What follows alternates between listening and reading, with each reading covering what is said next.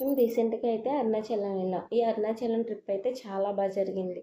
మేము మార్నింగ్ ఇంటి దగ్గర బయలుదేరి అరుణాచలం వెళ్ళేటప్పటికి నైట్ 8:00 అయింది. ఇంకా ఫ్రెష్ అయ్యి టిఫిన్ చేసి గిరి ప్రదక్షిణకి వెళ్దాం అనుకున్నాం, కానీ ఇంకా నైట్ అయిపోయింది, పిల్లలతో అవ్వదు, పిల్లలు నడలేరని చెప్పి తెల్లవారుజామున లేసి ఫ్రెష్ అయ్యి ఆటో మీద అయితే గిరి ప్రదక్షిణ చేసాం.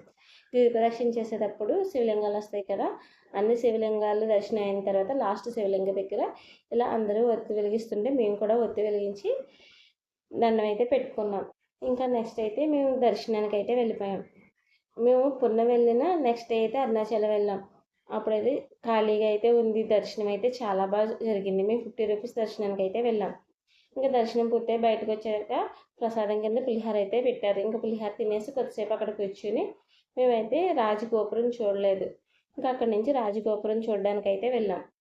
ఇంకా రాజగోపురం చూశాక రూమ్కి వచ్చేసి లగేజ్ ప్యాక్ చేసుకుని మేమైతే మధ్యదారిలోని టెంపుల్స్ అన్నీ విజిట్ చేసుకుంటూ ఫైనల్లీ తిరుపతి అయితే రీచ్ అయిపోయాం.